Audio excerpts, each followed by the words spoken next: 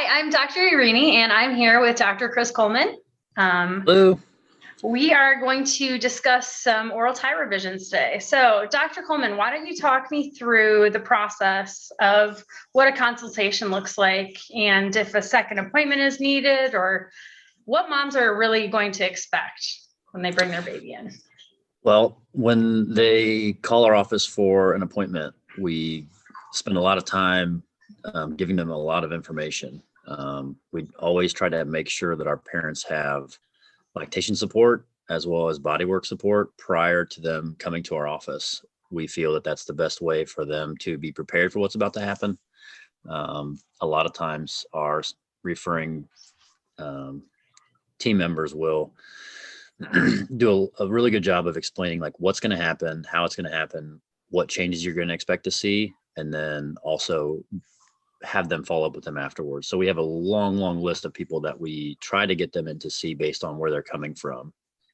So we have, people come from all over the Southwest Ohio, Northern Kentucky, Indiana, West Virginia. So we have developed a massive list of other providers that we can, refer them to prior to them coming so that they're prepared. When they arrive in our office, we have them sit with our lactation consultant first. She acquires a lot of good data of what's going on with the baby as well as mom. And then when I come into the room, I, introduce myself. We talk to the parents about what's going on. I kind of get a feel for where they are. And then the next thing I do is I assess the baby. So I try to put together what symptoms that they've explained to the suck assessment that I almost always get it done, but sometimes if the baby's really super fussy and doesn't want to do that, it's hard to complete that suck assessment. But I can then put together, or put the pieces together of what the baby's doing. And then, okay, now how does mom feel when the baby's latching on? And usually I can kind of get an idea pretty quickly of what the problem might be. So I'm usually feeling for, what the tongue's doing, what does the palate look like, what are the lips doing to compensate for any lack of mobility, which is what we see a lot. And then when I am finished with my suck assessment, I actually will look inside the tissue and say, okay, what does the tongue look like? What do the cheeks feel like? Because those are hard to feel or hard to see just based on visibility. And then what does the lip look like? And that's essentially my assessment. And then I will go over those with the parent or parents immediately afterwards and then recommend treatment. So it's a pretty quick assessment for me, maybe 2 to 3 minutes at most as far as the physical assessment. Most of the assessing is done by my ears, listening to what they have to say, what symptoms they have, and then we kind of go from there. And with the suck assessment, is the baby in a different carrier, or is mom holding baby, dad?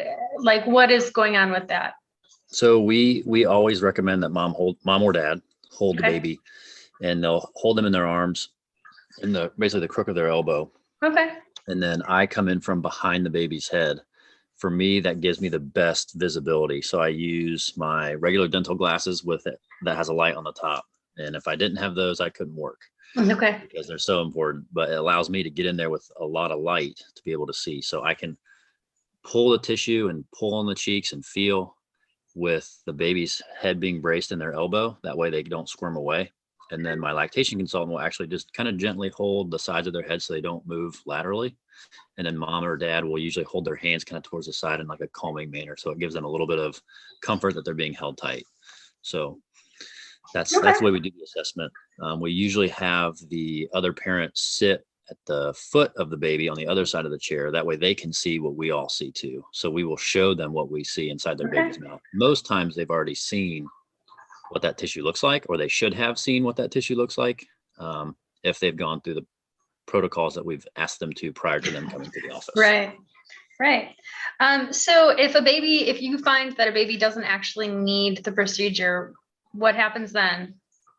Well, there's not many that come in with zero problems. Okay. So when that happens, it's pretty uncommon. Okay. If I feel that the tissue is not in need of treatment, I will tell them, I don't know if I can help your baby. In those cases, if they're still having those symptoms, but I don't feel that it's necessary for a release, I will always refer them to someone who's tongue tie savvy, but is also good with body work.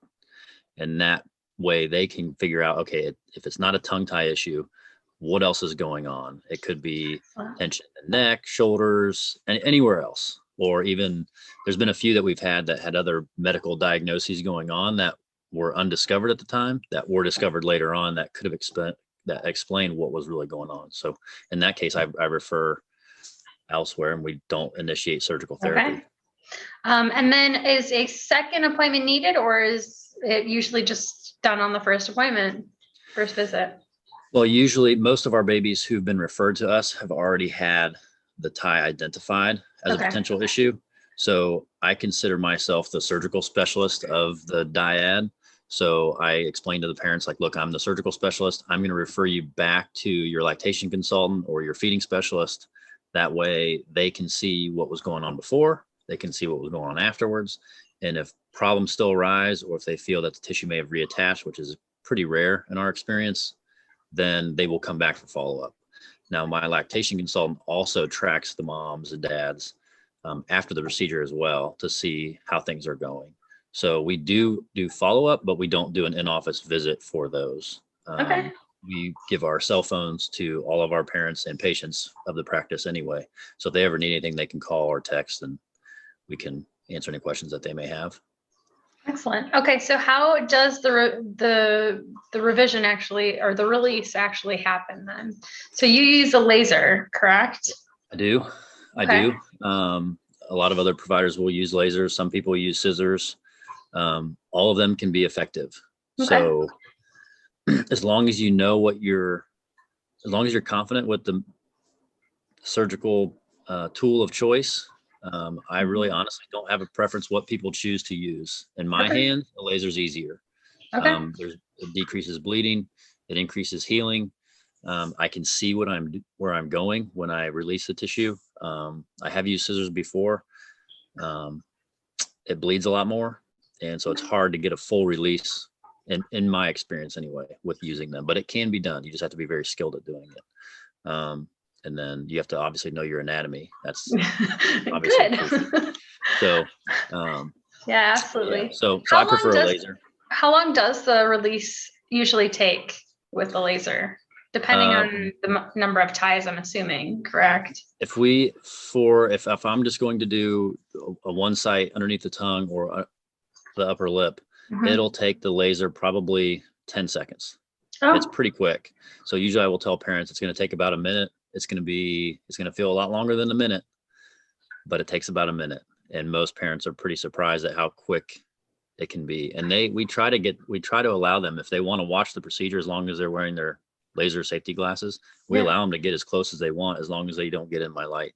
And a lot of parents are pretty shocked at the amount of tissue can be released and the amount of freedom that they can see almost immediately. So they get to see what I'm doing when I'm doing it. So that's kind of nice too. That is nice. A question a lot of parents have asked me when I have referred them for a revision is my baby going to be in pain? And my answer is, well, we always want to prep the tissue beforehand, obviously, with the body work, but then during the procedure, is the baby in pain? Yeah, so there's several modalities of how to go about this with an infant, or even someone under the age of 6 months, 5 months, 4 months. We always use a topical numbing solution. It's formulated at a pharmacy, because you're not allowed to give benzocaine anymore to young infants, which is what we use for adults. So we have it formulated for this procedure for our babies. So we topically add that anesthetic cream to the tissue, so it kind of helps soothe the tissue before we get started. So we always try to let that soak in as long as possible. Now, for older kids or even adults, we will use local anesthetic. So I will use a topical numbing jelly, and then I'll give them a few injections around the site to numb the tissue. We let it soak in for several minutes, and then we do the procedure. But usually they're going to cry either way. So we always prepare them that your baby's going to cry. We have had maybe 2 or 3 babies that have slept through the entire procedure. That's not normal. Wow. Okay. Usually when we put them in the swaddle, Most babies don't like doing that. They're not in their parents' arms. We lay them on the chair. We put them in a swaddle, and they a lot of times will hate that. The numbing jelly tastes like mint medicine. They don't like that either. So they usually are crying before I even start, which is okay with me because they open a lot wider, so I can get right in there. And do it. But I usually will tell parents that, this is, I am completing oral surgery on your baby. So expect that your child is going to have discomfort. Usually once we're done with the procedure, I usually tell them they're not going to be in much discomfort right away. But when that tissue starts to awaken later that day, your child is going to be pretty fussy, fussier than normal is what I explained to them. And that's the good thing is I've actually treated both of my own children for this procedure. Oh, okay. So I know what to expect afterwards. And I will always prepare them that later that day will be rough because that's what I experienced. Now, not all babies are like that. Some babies are great. Some babies are fussy for 2 or 3 days. So I try to prepare them for the worst and hope for the best, but they will be in some discomfort. Okay. And then, so following that, you have them see the lactation consultant. Do you have, or does she have them do a latch right then in office, or how long? Okay. Yeah, we try to get them to latch right there. Actually, we have another room in our office. That's what we call our lactation room. The lights are pretty dim. We have a really nice chair that they can sit in. And then we have a boppy pillow for them to kind of help get them comfortable. And then our lactation consultant will sit with them for, well, really as long as they need, but usually 15 to 30 minutes to help them get latched on before they leave. Most of our babies will latch on prior to leaving our office. And then the good thing about what our lactation consultant's been doing is she's been actually asking breastfeeding scores of mom's pain before and after. So she'll get a data point at her initial consultation in the operatory. She'll get another data point in the office if the baby does latch on, which they most likely do. And then she also gets another data point 30 days later of where's your discomfort when feeding. What's kind of neat about that is some moms don't realize how much discomfort they were in until they don't have the discomfort. So they'll give us a breastfeeding score, which is completely, every mom is different. Some moms have had some moms have had 3 and 4 babies where their nipples are more prone to, or less prone to discomfort because they've been used in the past for breastfeeding. So they're a little bit more elastic. They're a little bit more resistant to that. And then we get that immediate change right after. And most babies, moms will notice a difference right away. Not always, but most will say, oh my gosh, this feels so much better. Either they're deeper, their mouths are opening a lot wider, their lips are flanging, the seal's better. Most moms will notice a difference right away. All right. So there have been several babies that we have seen that I will delay treatment until they have body work completed. Not always, or if they're extremely unorganized, and you can usually get that on your suck assessment, that this baby has no coordination whatsoever. A lot of babies do, and they're trying and they just can't. And I can feel that. But when they're all over the place and they don't know what they're doing, and mom explains that as well, I will say, your baby's not really ready yet. I think you need to go see someone to help coordinate their movements first and then come back for the surgical part. And those can be sometimes hard to spot, but that's ideal if they haven't had body work beforehand. Yeah, absolutely. That's wonderful. We always try to get them to feed before they leave. And then if they don't, our lactation consultant will reach out to them later that night just to make sure that, hey, we want to make sure your baby's had some food, that they're doing okay, and what was the last few hours like. And does the lactation consultant teach them how to do the exercises? She does. She sends a few videos. Prior to. Yeah. So when COVID hit, I made our lactation consultant stay away from the office for probably 3 months. So she had to work remotely with our moms just via phone and text message. So she developed she made a few videos to show them, like, here's what's going to happen. So they were kind of prepared for the appointment as well. She has a video about stretches specifically. I go over them with the parent beforehand. I go over them and show them inside the mouth as soon as I finish the release. So they see me, basically stretching and moving the tissue around. And then we try to tell them, here's how much force I'm using. Here's what you're trying to look for. and they kind of learn as they see me do it. So. Okay. Last question for you. You kind of touched on the topic of releasing ties in older children and adults. Mm-hmm. How common is that? Because I've been going down the rabbit hole and I'm like, oh man, now I think I need to be assessed. So how common is that? The adults is not nearly as common for us. Okay. But we see an adult probably 2 to 3 times a month. Okay. The last adult we saw, she was in her upper 60s. She was actually a physical therapist. So she came in with probably some of the best data that we've ever had from an adult. Okay. Because she had range of motion scores for her neck and shoulders and back. So she gave us all that data. And then I released the tissue underneath her tongue. And immediately she was able to increase her mobility by, and I can't remember the data point specifically, but she couldn't get her chin past a certain point towards her chest. And yeah. immediately after the procedure, she was able to go at least double Wow. towards her chest. And so she kind of broke out in tears thinking, I could never do this before. And she was still numb. We were out of the procedure for maybe 5 minutes, and it was pretty incredible. So adults, we don't see super often, but we have treated many of them, usually for, upper back discomfort, tension headaches in the back of the neck, migraine headaches, snoring sometimes, although ideally if you have sleep apnea, we want you to have a sleep study completed. So we need a true diagnosis, because if that's the case, you need a CPAP or a sleep physician to kind of help you along the way.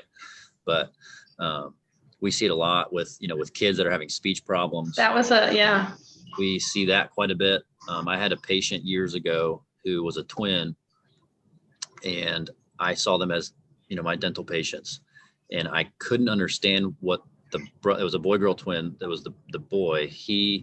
I couldn't understand what he was saying. Wow. And so the sister had to essentially translate to me what he was saying. And I'm like, oh my gosh, what's going on? So mom came into the room. I said, has he had speech therapy before? She's like, yeah, he's been in speech therapy since he was 3 years old. And I said, okay. Well, I looked in his mouth and I thought, well, I know why. And so I had mentioned to mom, I said, well, have you noticed this before? And she said, oh yeah, I was treated when he was a baby. I said, oh, okay. Well, I think it might still be contributing to his speech problem. Wow. And so, to make a long story even longer, we eventually treated the tissue several years later, and it was immediate change for the son. So he had been going through school. He was being teased by his friends because he couldn't speak. Wow. So it was a massive change for him. But we see it a lot with certain sounds, articulation sounds, R's, L's, TH's, anything where the tongue has to elevate to the roof of the mouth, they can't make. So we see that a fair amount too. But I always will refer to speech therapy beforehand. If a patient comes in and they say I have a speech issue, we'll get them scheduled for a consultation, but we will almost never treat the tissue prior to them having a speech therapist session. Therapist, take a look. Yeah. Excellent. Well, I think this has been wonderful. Is there anything else you want to add? Not that I can think of. Yeah, I think we covered just about everything. Yeah, we're trying to do our best, and our lactation consultant is trying to save the world one breastfeeding mom at a time. She's probably the biggest reason why I think a lot of people like coming to our office, because we offer our patients essentially free lactation support, at least during their appointment. And she, comforts them and is there with them all along the way. And she's actually the reason why there's 2 providers in the city of Dayton that I know of. And one is myself. The other is my uncle. And we refer back and forth to you guys all the time. Yeah. So the reason why we both got into it was actually because of my mom, the lactation consultant. Really? So she saw a baby 30 years ago. And actually, it's a pretty crazy story. It was 38 or 39 years ago. She saw this mom at our home where I grew up, and the mom had to go to the restroom. So my mom looked inside this baby's mouth and was like, oh my gosh, I've never seen something like this baby. So she immediately called my uncle, Dr. Notestein, and said, you've got to see this kid. Like, something's wrong. The mom's nipples were like bleeding, blistered. Oh, yeah. So he was like, oh yeah, the baby's tongue tied. Come on over. We'll treat it. So he treated it right then and there. So he actually published a case study in the Journal of Lactation, in 1985 or 88 or whatever. I think sometime around then. Well, I was in my other office prior to me moving to Waynesville, and I was sitting with a mom after I treated their baby. And she said, "Oh yeah, my mother-in-law said that my husband had this when he was a baby. They went to like 7 lactation consultants. They talked to 4 or 5 pediatricians. Nobody spotted it." I'm like, man, I know this story. I said, No. "Is your husband named Gregory by chance?" And she goes, "Yeah." And I was like, "Oh my God, I treated the baby of the first person my uncle treated 38 or 40 years ago." That is so cool. So the reason why we are all doing this, at least in Southwest Ohio, was because of my mom and my uncle. So that's we've been awesome. able to kind of help moms and babies. And I get stuff all the time from moms years later. "Thank you so much for helping me. We were able to breastfeed for a year or 2 years or 6 months or whatever we were able to help them do." So it's pretty rewarding to hear those stories, or babies that can't gain weight and all of a sudden within a week they put on, a half a pound or a pound. It's like, oh man, awesome. Now your kid doesn't have to have a G-tube or be considered failure to thrive anymore. So that's pretty rewarding to try to help out and do our part. Yeah. All right. Well, thank you so much, Dr. Coleman. This has been awesome. My pleasure. We'll speak again soon. Thank you. Sounds great. Thank you.